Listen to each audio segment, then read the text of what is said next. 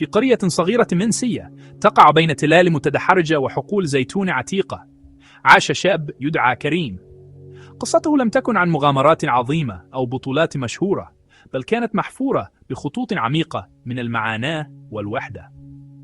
كريم كان يتيما، لقد أخذت الدنيا والديه منه في لحظة قاسية عندما كان طفلا صغيرا، وتركته يواجه تيارات الحياة الخطرة بمفرده، حمل ثقل غيابهما في قلبه، ذلك الألم الباهت الدائم الذي لم تستطع السنوات أن تهدئه. كان يعمل بلا كلل في الحقول، يداه متشققتان وظهره متعب، بالكاد يجني ما يكفي ليبعد الجوع عنه. كان أهل القرية يرونه، لكنهم نادرا ما يتحدثون إليه. كان كظل صامت يمر بين حياتهم النابضة، يذكرهم بقصة يفضلون ألا يتأملوا فيها. أيام كريم كانت دورة رتيبة من العمل والوحدة. كان يستيقظ قبل أن يرسم الفجر ألوانه على السماء، وبيته الصغير بارد وفارغ. كان يتحدث إلى الرياح عندما تمر بين الأشجار، متخيلا أنها تحمل همسات من والدته. كان يشارك قطته الضالة وجبته البسيطة، فيجد لحظة عابرة من التواصل في امتنانها وهي تخرخر بجانبه. كثيرا ما كان يراقب العائلات الأخرى، يشاهد الآباء وهم يعلمون أبنائهم، والأمهات يحتضن أطفالهن. كان سؤال واحد يتردد دائما في ذهنه: لماذا أنا؟ لماذا كتب علي أن أسلك هذا الطريق وحدي؟ كان يتوق إلى يد تمسك بيده، وصوت يشاركه أفكاره، وشخص يكسر صمة وحدته القاتل. ورغم قسوة واقعه، كان كريم يملك روحا طيبة وحنونة. كان يرى الجمال في الأشياء الصغيرة، كيف تشق زهرة برية طريقها بين صخور، أو خيوط العنكبوت المتلألئة بندى الصباح، أو سيمفونية صراصير الليل عند الغروب. هذا التقدير الهادئ للعالم من حوله كان تمرده السري على مرارة الأيام. كان يتمسك بخيط رفيع من الأمل، إيمان بأن هناك حياة مختلفة تنتظره خلف أفق معاناته. كان يحلم ببيت دافئ، ليس فقط بحرارة النار، بل أيضا بحضور إنسان يراه كما هو. هذا الشوق العميق للرفقة كان هو ما دفعه في النهاية للسعي نحو ما اعتقد أنه سيكون خلاصه. كان يظن أن الزواج هو المفتاح لبداية جديدة، وسيلة لبناء عائلة فقدها. كان يتخيل زوجة تكون شريكته وسنده، ومنارة تضيء عالمه الكئيب. لم يكن يبحث عن مال أو مكانة، كان كل ما يتمناه هو حياة بسيطة مشتركة، لا يواجه فيها شروق الشمس وغروبها في عزلة تامة. لكن هذا الشوق البريء والصادق سيقوده قريبا إلى طريق أكثر ظلمة وخطورة مما كان يتخيل. في سعيه لإنهاء وحدته، التقى كريم بامرأة من قرية مجاورة تدعى زينة. في عينيه المتعطشتين للأمل بدت له كل ما حلم به يوما. كان لديها ابتسامة آسرة، وكلماتها قادرة على سحر الطيور من الأشجار. كريم الساذج والجائع للحنان وقع في حبها من أول لحظة، رأى فيها وعدا بمستقبل مشرق وبداية جديدة. فتح قلبه لها، شاركها قصة فقدانه وأحلامه بحياة بسيطة وسعيدة. استمعت زينة إليه وكأنها متعاطفة، وعندما وافقت على الزواج منه شعر كريم وكأن الشمس قد اخترقت أخيرا غيوم حياته الدائمة. اعتقد أن دعواته قد أجيبت، لكن خلف جمال زينة كان قلبه بارد وقاس كالحجر. لم تكن مهتمة بلطف كريم أو أحلامه بحياة مشتركة، كانت دوافعها جشعا خالصا لا تشوبه شائبة. سمعت همسات عن أن والدي كريم رغم بساطتهما كفلاحين قد ترك له قطعة أرض صغيرة، كانت الشيء الوحيد ذا القيمة لديه. خطتها كانت بسيطة وقاسية: تتزوج اليتيم الوحيد، تستولي على أرضه، ثم تتخلى عنه. أدت دورها باتقان، تظاهرت بالحب والحنان، ونسجت حول قلب كريم الواثق شبكة من الخداع. كان كريم غارقا في وهم الحب لدرجة أنه لم يرى الظلام في عينيها. كانت تقول له: يا كريم، لقد عانيت كثيرا، دعني أكون عزاءك، دعني أعتني بكل شيء. وافق فورا، ووقع على نقل ملكية الأرض دون تردد، معتقدا أن ذلك دليل على الثقة والحب. شعر براحة عميقة، ظنا منه أنه أخيرا وجد من يشاركه أعباءه. كان يعود من الحقول مرهقا، لكنه سعيد، يحكي لها عن يومه دون أن يدرك أن ابتسامتها كانت قناعا لاحتقارها. كانت فقط تنتظر اللحظة المثالية لتنفيذ الجزء الأخير، والأكثر فظاعة من خططها. بدأ التغير تدريجياً، ثم أصبح سريعاً وقاسياً. بمجرد أن أصبحت الأرض باسمها، بدأ القناع يسقط. تحولت كلماتها الحلوة إلى انتقادات لاذعة، ولمساتها الحنونة إلى دفعات من نفاذ الصبر. شعر كريم بالحيرة وانكسر قلبه. كان يسألها بصوت مرتجف: ماذا فعلت يا زينة؟ لكنها كانت تضحك، ضحكة باردة وقاسية تقشعر لها الأبدان. في إحدى المرات سخرت منه قائلة: لم تفعل شيئا أيها الأحمق، خطأك الوحيد أنك ولدت. ذاب الدفء الذي كان يملأ بيته للحظات قصيرة وحل محله رعب جليدي. أصبح كريم الآن أكثر وحدة في بيت يشاركه مع وحش مما كان عليه حين كان وحيدا فعلا. تصاعدت قسوة زينة مع مرور الأيام، لكن هدفها النهائي لم يكن فقط تعذيب كريم، بل محوه من الوجود تماما. لم تكن تستطيع المخاطرة بأن يحاول استعادة أرضه أو يكشف حقيقتها يوما. بدأت فكرة شيطانية تنمو في ذهنها، تتغلغل مثل عشب سام. قررت أنه يجب أن تتخلص منه إلى الأبد. بدأت تخطط لجريمة شريرة مجردة من أي رحمة، وكأنها وليدة كابوس مظلم. لم تكتفي بفكرة قتله، بل أرادت أن تجعله يختفي مدفونا تحت الأرض التي كان يحبها ويمتلكها. الفكرة وحدها كانت ترسم ابتسامة ملتوية على وجهها وهي تخطط لنهايته. اختارت يوما توقعت فيه عاصفة شديدة، عالمة أن الرياح والأمطار ستخفي آثارها وتغطي أي أصوات. أعدت له وجبة خاصة، ووضعت في حسائه المفضل عشبة منومة قوية حصلت عليها من عطار مشبوه في سوق بعيد. نادته بصوتها العذب المليء بالخداع: كريم يا زوجي، تبدو متعبا من العمل، أعدت لك طعامك المفضل لتستعيد قوتك. كريم الذي كان لا يزال يأمل في عودة أيام زواجه الأولى تناول الطعام بامتنان، وقلبه يخفق بتفاؤل ساذج بأن زينة تغيرت أخيرا. شكرها وعيناه مليئتان بحب لا تستحقه. بعد دقائق من انتهائه من الطعام بدأ يشعر بنعاس ثقيل يجتاحه. تشوشت رؤيته وبدأت الغرفة تدور من حوله. آخر ما رآه قبل أن تغلق عيناه كان وجه زينة، وقد تلاشت نظرة القلق المصطنعة لتحل محلها ابتسامة انتصار شريرة. وبينما كان يغرق في نوم عميق غير طبيعي، شعر بالخيانة، صرخا صامتة محبوسة في جسده المشلول. أثناء فقدانه للوعي، جرت زينة جسده إلى زاوية نائية من الأرض قرب شجرة عتيقة ملتوية. هناك كان ينتظره حفرة حفرتها في وقت سابق من اليوم، وقوة مفاجئة غذتها نواياها الشريرة دفعت جسده في القبر الضحل. لم تتوقف ولم تتردد، قلبها لم يشعر بأي ندم أو شفقة.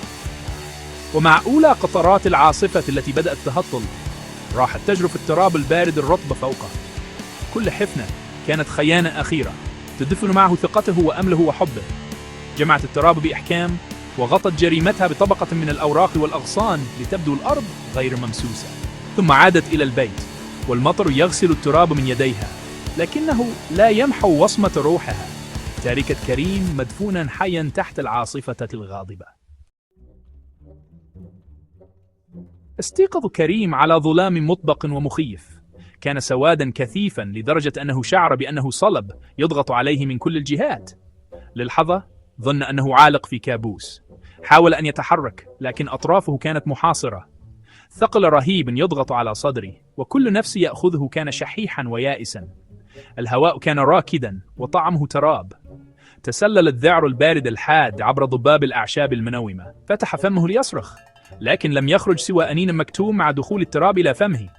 سقطت الحقيقة المروعة عليه، لقد دفن حيا.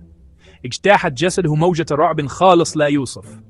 قلبه كان يخبط بين ضلوعه كعصفور محبوس، وعقله يمتلئ بصور وجه زينة، وابتسامتها الأخيرة القاسية تحترق في ذاكرته. زينة؟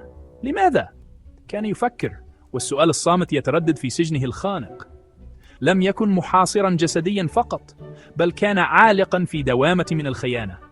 المرأة التي منحها قلبه وبيته، والتي ظن أنها خلاصه من الوحدة، تحولت إلى جلدته. كان وزن التراب فوقه أهون من وزن خيانتها الساحق. كان وحيدا تماما، متروكا للموت في الأرض الباردة المظلمة. راح يضرب ويدفع التراب حوله بكل ما بقي لديه من قوة، لكن دون جدوى. كان التراب محكما حوله، شرنقة موت لا ترحم.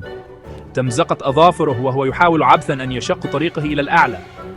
مع كل محاولة فاشلة بدأ اليأس يتسلل إلى روحه، يطفئ آخر شرارة من إرادته. شعر بقواه تخوف، وأنفاسه تصبح أقصر وأكثر تقطعا. هذه النهاية. حياته التي كانت رحلة طويلة من الوحدة ستنتهي الآن بأبشع طريقة يمكن تصورها. ومع توقف جسده عن المقاومة استسلم عقله لقبول قاتم يائس. فكر في والديه آملا أن يراه يفرحه البسيطة، دفء الشمس، طعم الماء العذب، صوت طائر. كل هذا انتهى وسرق منه. امتزجت دموعه بالتراب على وجهه وهو مستلق بلا حراك في قبره الترابي. أغلق عينيه، لم يعد يقاوم، وترك الظلام يبتلعه. همس بدعاء أخير صامت، ليس من أجل النجاة بل من أجل نهاية سريعة لمعاناته. في هذا السكون الخانق فقد كريم الأمل واستعد للموت. Section 5. A glimmer of hope. The curious monkey. High in the branches of the old, gnarled tree near Karim's impromptu grave lived a creature of remarkable intelligence and curiosity. He was a monkey, but not just any monkey. His fur was the color of rich terracotta, with a wise, wrinkled face and eyes that shone with a knowing light. He had a patch of lighter, cream-colored fur around his neck that looked like a collar, and his long, nimble tail was tipped with a tuft of black hair. The villagers called him Abu, and he was a well-known, mischievous observer of their lives, often stealing fruit from their stalls, but always watching everything with an uncanny perception. He had seen Zaina digging the pit earlier, and had watched her drag the unconscious Karim to the spot. As the storm subsided, and the morning sun began to warm the damp earth, Abu swung down from his perch. He had been unsettled by the night's events. He had seen the woman's frantic work and sensed the wrongness of it all. His curiosity now drew him to the spot where she had piled the earth. He sniffed the air, his sensitive nose picking up the scent of freshly turned soil, and something else, the faint, human scent of Karim, whom he had often watched working in the fields below. The monkey tilted his head, his dark eyes scanning the ground. It looked normal, but something felt profoundly out of place. Abu crept closer, his movements silent and cautious. He placed a hand on the packed earth and felt a faint, almost imperceptible vibration. He pressed his ear to the ground, his brow furrowed in concentration. And then he heard it, a weak, rhythmic thumping. It was the faint, desperate beat of Karim's heart, a final, fading signal from the world of the living. For a human, the sound would have been impossible to detect. But for Abu, with his keen senses honed by a life in the wild, it was a clear sign. There was life beneath the soil, life that was trapped and fading fast. A sense of urgency, an instinct to act, surged through the monkey. He did not understand the complexities of human greed or betrayal, but he understood the fundamental difference between life and death. He recognized the pattern of a struggling heartbeat. He looked around, as if searching for help, but the fields were empty. It was up to him. With a determined screech that echoed through the quiet morning air, Abu began to dig. His small, nimble hands, so adept at peeling fruit and climbing trees, became tools of salvation. He clawed at the damp earth, flinging dirt behind him in a flurry of motion, driven by a primal instinct to unearth the life that was being so cruelly extinguished below. Section 6. The Rescue. Pause of Salvation. Abu worked with a frantic, desperate energy. His small hands were not designed for such heavy labor, but he was fueled by an unwavering determination. He dug and clawed, his terracotta fur quickly becoming caked with mud. He ignored the strain in his muscles and the scrapes on his paws. He was focused on a single goal, reaching the source of the fading heartbeat. He would pause every few moments, pressing his ear back to the ground to ensure the faint thumping was still there, a grim metronome counting down the final seconds of Karim's life. Each time he heard it, a renewed burst of adrenaline would propel him back to his task with even greater vigor. Inside his earthen prison, Karim was on the verge of losing consciousness completely when he felt a strange scratching from above. At first, he dismissed it as a trick of his oxygen-deprived mind. But then a small trickle of loose soil fell onto his face.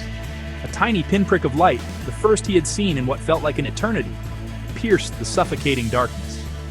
Hope, a feeling he thought he had completely abandoned, flickered back to life within him. Something was happening. Someone, or something, was up there. He mustered the last of his strength to push weakly from below, a silent signal to his unknown rescuer. The digging became more frantic as Abu felt the slight movement from beneath the soil. He chattered and screeched with excitement, knowing he was close. Finally, his paws broke through, revealing the top of Kareem's head. A rush of fresh, life-giving air flooded the small space around Kareem's face. He took a deep, shuddering gasp, his lungs burning as they filled with oxygen. Through the hole, he saw a pair of bright, intelligent eyes staring down at him. The eyes of a monkey. For a moment, he was stunned into silence, unable to comprehend the sight. His savior was not a man, but an animal. Abu did not rest. He widened the hole, digging around Kareem's shoulders and chest, clearing away the heavy earth that pinned him down. As soon as his arms were free, Kareem joined the effort, pushing the dirt away from his body. Together, man and monkey worked in a strange, silent partnership until Kareem was able to pull himself out of the grave. He collapsed onto the ground, weak and trembling, gasping the sweet air of freedom. He looked at the monkey, this small, mud-covered creature who had single-handedly pulled him back from the brink of death. Tears of gratitude streamed down his face as he looked into the monkey's wise eyes and whispered the only words he could manage. "Thank you." Section 7. A New Dawn, a New Friendship. In the days that followed his harrowing escape, Kareem was a man reborn, but also a man adrift. He had nowhere to go. The house, the land, everything he had once called his own, was now in the hands of the woman who had tried to murder him. He could not return to the village, for who would believe such a fantastic story? They would think him mad. He was once again an outcast, but this time he was not entirely alone. Abu, the monkey, never left his side. He seemed to understand that this fragile human needed a guardian, a companion. The monkey would sit on a branch above him while he slept, a silent, watchful protector. The bond between them began to form through small, simple acts of shared existence. Kareem, using the survival skills he had learned in his lonely youth, found a small, abandoned shepherd's hut in the hills, far from the village. He would gather wild berries and roots, and he would always share his meager findings with Abu first. The monkey, in turn, used his own skills to help. He would climb the highest trees to fetch the ripest, most delicious fruits that Kareem could never reach. He would lead Kareem to hidden springs of fresh water and alert him with sharp cries if any danger, like a snake or a predator, was near. Their communication was one of gestures and sounds, a language that transcended words. Kareem would talk to Abu, pouring out his story, his pain, and his gratitude. "You saved me, little friend," he would say, stroking the monkey's soft fur. "You showed me more loyalty in one morning than I have ever known from any person." Abu would listen intently, his head cocked to one side, seeming to understand the emotion, if not the words themselves. He would respond with soft chirps and by grooming Kareem's hair, a primal gesture of affection and bonding. They were a strange pair, a man betrayed by his own kind, and an animal who showed him the true meaning of loyalty. Slowly, with Abu's constant companionship, Kareem began to heal. The nightmares of being buried alive lessened, replaced by the comforting presence of his friend. He started to laugh again, amused by Abu's playful antics and mischievous nature. He was no longer Kareem the tragic orphan, or Kareem the betrayed husband. He was simply Kareem, a man who had been given a second chance at life, with a friend who had asked for nothing in return. Their friendship was a testament to the idea that connection can be found in the most unexpected of places, and that sometimes the purest form of loyalty comes not from a shared language, but from a shared heart. Section 8. A bond forged in loyalty. As weeks turned into months, the friendship between Kareem and Abu deepened into an unbreakable bond. They developed routines and a rhythm to their shared life in the wilderness. Every morning, they would explore the hills together, Abu scampering ahead through the trees, while Kareem walked below. They were a team. Kareem learned to read the monkey's calls, distinguishing his cry for ripe figs here from his sharp warning of danger nearby. They were more than just a man and his pet. They were partners in survival, each relying on the other's strengths. This partnership gave Kareem a sense of purpose he had never felt before. One day, while foraging far from their hut, they stumbled upon a group of travelers whose cart had broken down. The men were struggling, unable to fix the shattered axle. Kareem, who had learned a thing or two about woodwork from his father long ago, offered to help. While he worked, Abu, ever the entertainer, charmed the travelers' children with his playful tricks, easing the tension of the situation. Kareem skillfully repaired the axle, and the grateful travelers rewarded him with a bag of coins and offered him a job with their caravan. It was a chance to leave his painful past behind and start a new life. Kareem looked at the coins in his hand, then at Abu, who was now perched on his shoulder, chattering softly. He knew he could not leave his friend behind. "I will come with you," Kareem told the head traveler, "but on one condition. My friend comes with me." The traveler looked at the monkey, then at the genuine affection between the man and the animal, and smiled. "A man who is loyal to an animal will surely be loyal to his friends," he said. "Of course, he is welcome." And so, Kareem and Abu joined the caravan, leaving the hills of their shared survival behind for the promise of a new adventure on the open road. Their life with the caravan was filled with new sights and experiences. Kareem worked as a skilled craftsman, and Abu became the beloved mascot of the entire group. They were no longer outcasts. Kareem found a community that accepted him, and his story of rescue, which he eventually shared, was met not with disbelief, but with awe. He learned that while one person's evil could cause immense pain, the kindness of many could heal it. His friendship with Abu was the cornerstone of his new life, a constant reminder that loyalty and love can be found in the most surprising forms, and that true family is not always defined by blood, but by bond. Section 9. Conclusion. The Echoes of Hope and Friendship. The story of Kareem and Abu is more than just a tale of a miraculous rescue. It is a profound lesson in the enduring power of hope, the unexpected nature of friendship, and the true meaning of loyalty. Kareem's journey began in the deepest pit of despair, not just the physical grave his wife had dug for him, but the emotional abyss of loneliness and betrayal. He was a man who had every reason to give up on the world, yet in his darkest hour, salvation came, not from the world of men that had so cruelly forsaken him, but from a creature who acted on pure simple instinct and compassion. This twist of fate serves as a powerful reminder that help and hope can emerge from the most unforeseen places. The relationship that blossomed between the man and the monkey highlights the idea that friendship transcends species, language, and background. Abu did not see an orphan or a victim, he saw a living being in need. Kareem, in turn, did not see a mere animal, he saw a savior, a confidant, and a loyal friend. Their bond was forged not in words, but in shared experience, mutual respect, and unwavering support. It teaches us that the foundations of a strong friendship are loyalty and action, not empty promises. Abu's digging was a more profound declaration of friendship than any words Zaina had ever spoken. Ultimately, Kareem's story arc is one of transformation from victim to survivor, and finally, to a man who found his place in the world. His happy ending was not a return to his old life or a quest for revenge against his wicked wife. Instead, it was the discovery of a new life, built on the solid rock of a true friendship. He learned that material possessions, like the land Zaina stole, are fleeting, but the connections we build with others are the real treasures.